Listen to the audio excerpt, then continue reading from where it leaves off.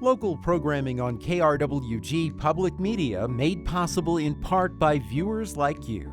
Thank you.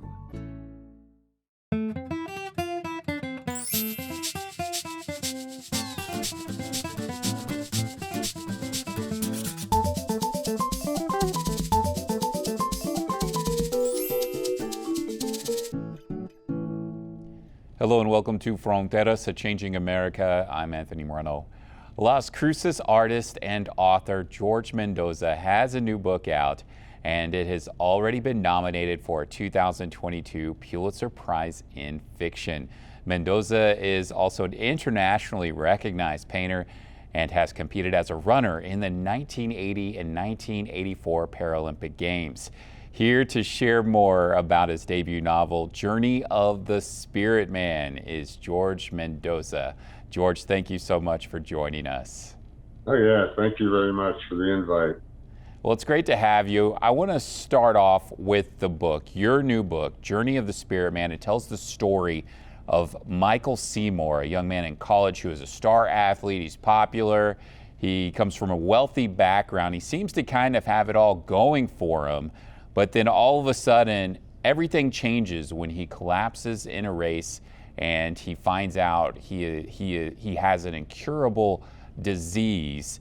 Can you share with us what exactly disease does he struggle with, and how do things start to spiral down from there?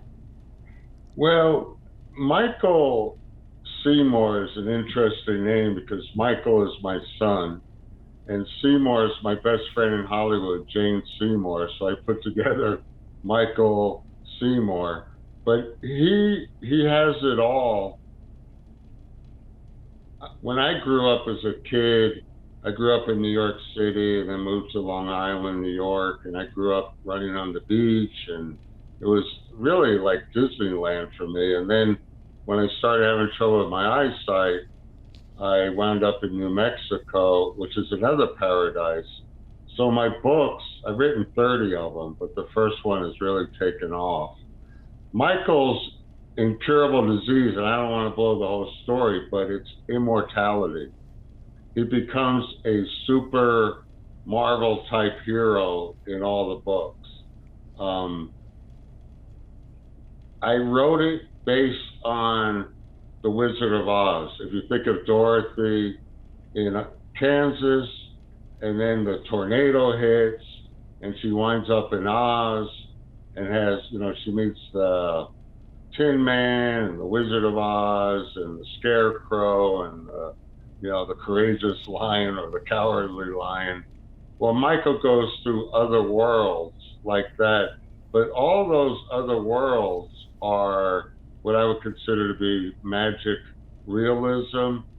So you don't know, and I'm not going to blow the ending, but I'm not going to spoil the ending, but you don't know if he went through these worlds or not. You don't know if it's an imagination or hallucination. And so I've created I believe the next Wizard of Oz. It's a modern day fable. I've read hundreds of fantasy books, science fiction fantasy books. My favorite author is Tony Hillerman, hands down. And I just feel like I've created the next Wizard of Oz. Okay, I want to talk about yourself a little bit and kind of how it correlates with this book, because you mentioned some of it. At the age of 15, you went blind due to a degenerative eye disease. You were also a star runner like Michael. You became a world-class athlete. As I mentioned, you competed in international competitions in 1980. You broke the world record for blind athletes running the mile in 4 minutes, 28 seconds. You've won many awards and medals, and of course your artwork has been recognized as well with awards and affiliated with Smithsonian exhibits. So I want to hear from you, what is it kind of about your life and Michael's life that are pretty similar? Well, I loved running, and when I grew up with my kids, we would camp, hike, run. We did things in Mexico and of course, in northern New Mexico. And so kids grew up, they left New Mexico, and, I had this empty nest thing going on. So I created a superhero, actually, between myself and my career. I mean, if you look at blindness at 15, my mom told me basically, it's time to sink or swim, and I'm not going to watch you drown. So she gave me, basically told me, you better have a big ego, which everybody knows me, I do.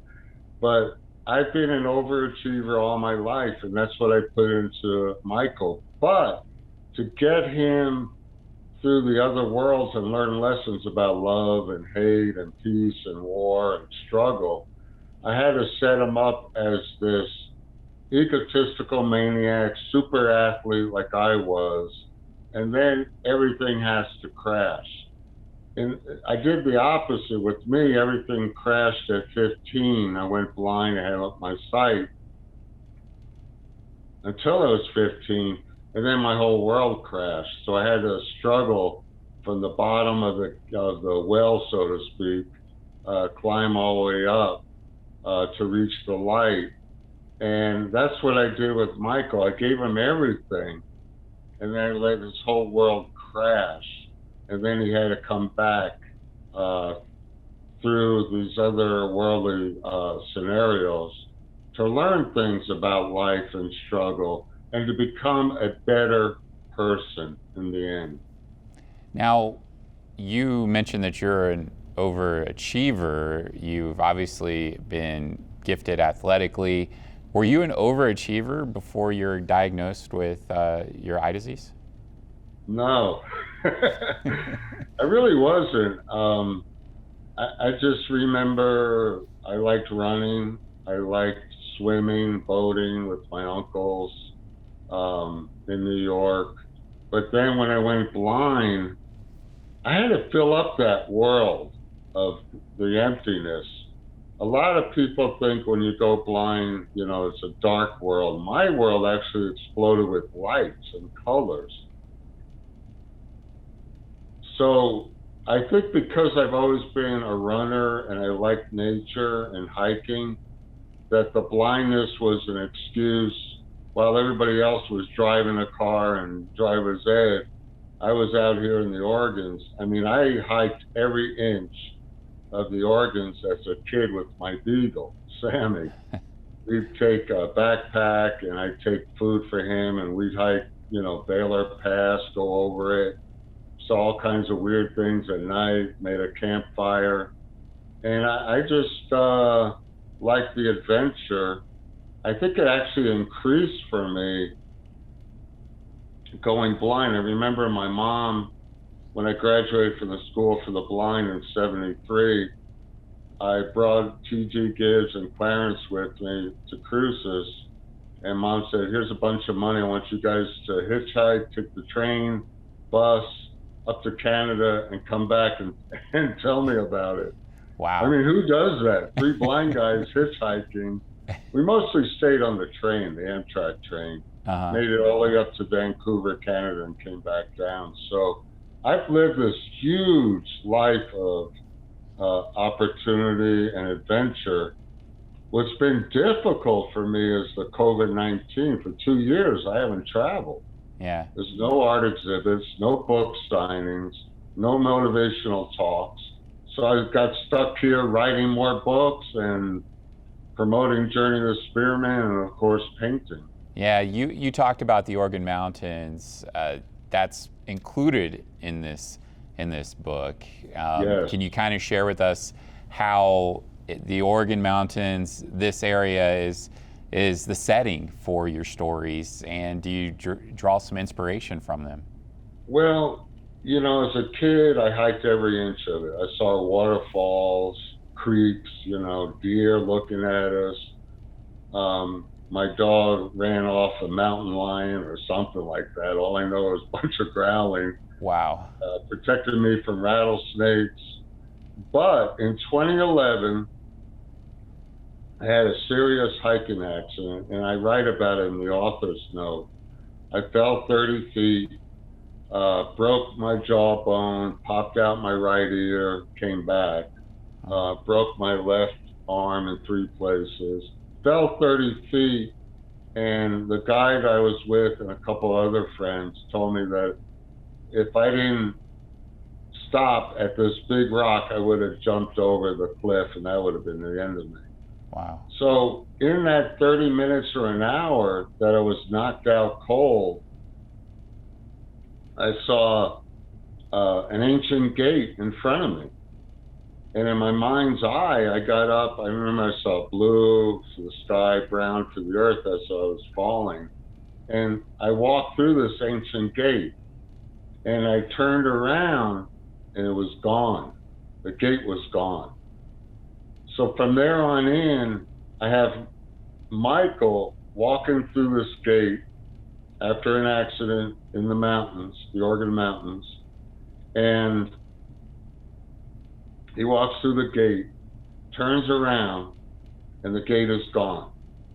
And he basically winds up in different locations around Las Cruces. For example, White Sands Monument, way up north at Montezuma's Castle for Paradisa. I got to tell you a funny story. When I was working in New Mexico State, I don't know if you remember, but they put a big deep hole for Zool Library. Okay. Well, that's the abode of death in Egypt that I wrote about when I was working there in handicapped services. So I walked by there every day for meetings, and I looked down there and said, man, I don't see the bottom of this place. Wow. And so that became that. And then another trade secret is Gehenna, which means hell from the Old Testament days, is one of my favorite movies, The Gladiator and the Roman Colosseum. So that became the 4 different worlds: the Gladiator, White Sands, Las Vegas, Montezuma's Castle, and Egypt became the abode of death at New Mexico State. So go, Wow. go figure. Well, it sounds incredible, the journey that this book takes us on. And I want to talk with you a little bit more about, you mentioned this accident you had in 2011, and obviously it's impacted your writing, and of course we're glad you're okay and everything. But I want to talk with you a little bit more about your artwork as well. Now, you mentioned that you do see these powerful colors Right. with the vision that you do have. You've been quoted as saying, like, you have kaleidoscope eyes, Yes. or something like that, to kind of give our viewers a better understanding of the world you're looking at. Now, you've been able to take this and transition what you see into artwork that's been recognized around the world. You have an Yes. exhibit, Colors of the Wind. Can you share with Right. us a little bit about how your vision you've been able to take your vision and incorporate that into your artwork and the work that you do with that as well? You also have a book about the exhibit as well, I believe. Right. I like the Beatles song, Girl with Kaleidoscope Eyes. Yeah. I'm the boy with kaleidoscope eyes. And what it is, if I take my hands and look into the palms, I actually see 1,000 different, what they call floaters, spots, Mm-hmm. trails of like colors that go by. And in the middle of all that, the audience will love this, I see an eye looking back at me. Mm. So one time I was at Skyline College in California. I said, you know what? It just hit me there. That eye is a woman's eye, a girl's eye, the girl with kaleidoscope eyes. And everybody laughed at it and said, oh yeah, you're a Beatle fan, huh? But I do see this eye looking at me, and my eye doctor, Dr. Lazaro here in town, told me that it's basically the brain and the eye trying to communicate, but it's distortion. And that's why I see these colors. the stereotype is that I see, like darkness. I don't see any darkness. I see bright colors. And I've turned all those designs into rather large canvases. Colors of the Wind is a traveling art show that's based in Odessa, Texas, at the Ellen Noel Art Museum, but got picked up by the Smithsonian. And then Colors of the Wind has been a children's play here in town, and Colors of the Wind is also a very famous best-selling children's book. And now I've hooked up with Daniel Lands in Albuquerque, and we wrote a screenplay that my agent's trying to sell as a feature film. Oh, that's very exciting news, and we look forward to learning more about that.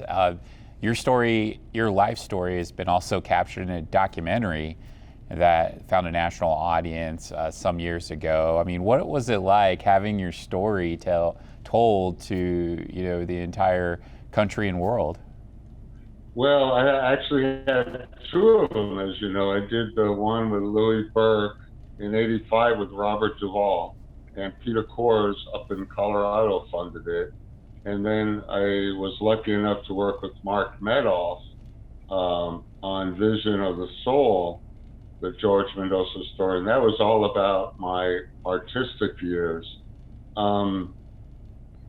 The first one with Robert Duvall and Louis Burke was great. Great story background for William J. Buchanan to write my biography, Running Toward the Light. And then both the PBS shows and the books have been great material for the screenwriters. So what it's like to have your life story in front of everybody, if you're lucky enough like me, you get a free breakfast at Dick's Cafe. You sign autographs for 9-year-olds and say, "Are you the blind wizard?" So it's been a blast. I think the only difficult thing for me now is this COVID-19. I'm not used to being planted in one place. And as you know, I would come in your studio with Jessica Powers, and we'd talk in person. So I miss all the personal contact a lot. You brought that up a couple times, so let's talk about it a little bit more. Sure. How can you kind of explain in depth just how your everyday life has been affected because you are somebody who's traveled, internationally, who's spoken, Right. is on the move, talking to people. You're going to exhibit openings with your artwork. And as I mentioned, you're giving motivational talks to our youth across the country as well. Right. Having everything slow down like that and just go to a grinding halt, how has that affected you? I don't like it. The productivity is a lot better. I mean, I'm producing more books, more art, but I miss people. I mean, I have a ton of friends, don't get me wrong, and we go to Dick's Cafe or to the golf club, out there at MSU and have lunch. But I teach as a volunteer with the creative writing department in New Mexico State, and I can't meet with my students except by phone. Yeah. They send me their work, their edited work. I had one brilliant student, Athena, that worked on my children's books, and we never met. I never met him. So that part I don't like. It's bad enough being legally blind and isolated, but this COVID-19 really affected, I think, a lot of disabled people. It has me. Yeah. I haven't fallen into a depression because I got so much work to do. I'm working on a new book 31 in the series. I'm trying to get funding for the trilogy, because I run a nonprofit, the Wise Tree Foundation. So I have a board of directors. I stay real busy. But I'll give you an example. In 2 years, I only went to LA once on the Amtrak train just to see what it was like. Yeah. Nobody's on the train. At the hotel on Ventura Beach, because I stay at the Crown Plaza on the ocean, the waiter was the cook, the waiter, and the Wow. the guy that greeted you at the desk. So the train was 10% full, 90% empty. Spencer's the conductor there, I know him real well, and they didn't even serve food, and it was different. I know things have opened up a little bit, but art exhibits have not been happening because the gasoline went up. Yeah. And museums are still at not full capacity. So Well, I've done a lot of things for promoting the book out of LA and Missouri and New York on Zoom. And, but I just miss it. Yeah, it's nice to do this interview in your bathing suit, you know. You know, I just came back from swimming, but you know, I miss you. I miss going to the studio. I miss getting out. Yeah, we certainly understand. I mean, you bring up these things, though, about how the disabled may have been impacted during this pandemic from all the news reports that you've heard, the stories that you've listened to about how folks are affected. Is there anything that you think people should realize about how the disabled have been affected during this pandemic that maybe hasn't been reported yet? Yes. You know, blindness, deafness, if you're in a wheelchair, you're isolated to begin with. You know, I don't drive, obviously, legally, right? I never go out at night unless somebody comes to get me. I mean, yeah. I'll sit out on my front porch and look at the stars or the moon is out or whatever, but you just don't get around. I've traveled so much. I'm not a big fan of wearing a mask on an airplane, you know. When I got on the train, it wasn't mandatory, so that was cool. But I know I have a friend that's in a wheelchair, and Vista College closed.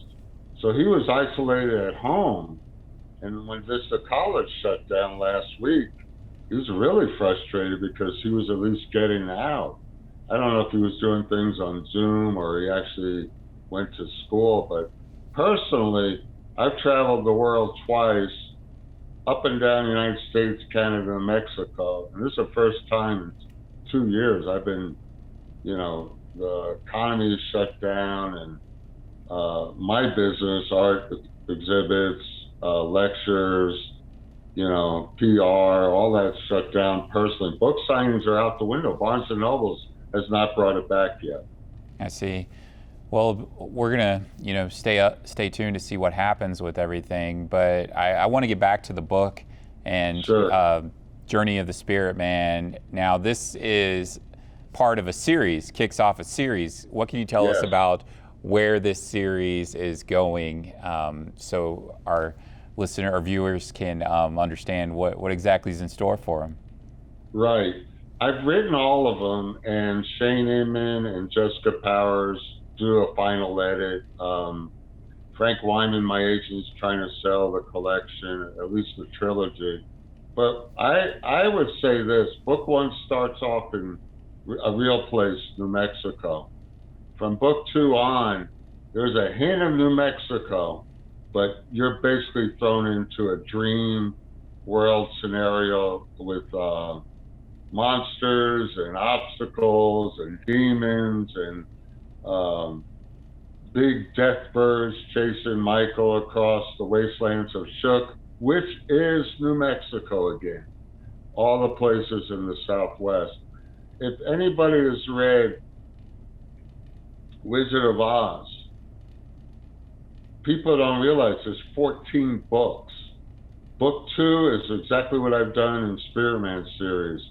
Dorothy walks down a country road in Kansas, and before she knows it, there's the lion and the Tin Man and the Frog Man, and so that's what I've done. I've followed everything that Frank Baum did in Wizard of Oz. So I feel confident that book one has to get you started in New Mexico, who Michael is. But after that, there's a gate, there's a fall from the mountains, there's a mass shooting in a diner in Arizona, and all these places start the dream sequence, the fantasy world, the magic realism. But Michael's still Michael. He never ages in any of his books because that's his condition. He's immortal. And that brings up problems because he's living forever. Yeah.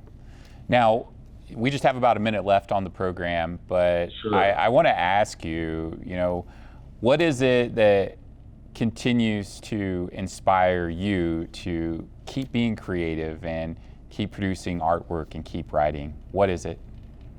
Two things. You're going to laugh. Living in New Mexico and Mexican food. Okay. I mean, just the beans and chili and the hamburger steaks smothered with chili and cheese and the people here and the characters here and the fact we live in a borderland and you know what's going on in the world with COVID-19 and immigration and all that. It's an amazing place to live. Yeah. And what a That's why time. they call it the land of enchantment. Well, we're looking forward to reading the series, and I want to thank you so much for joining us on the program. I miss you, Anthony. Hey, we miss you too. George, Yeah, when we get over this, let's do this in person next time. that sounds good. We'll look forward to more from the series, and there's plenty to talk with you about. George Mendoza's new book is Journey of the Spirit Man from Wise Tree Press. It is out now. Again, George, thanks for joining us. All right, thank you, Anthony. Thank you. Bye. And we want to thank you all for joining us for another episode of Fronteras, a Changing America. I'm Anthony Morneau. We'll see you next time.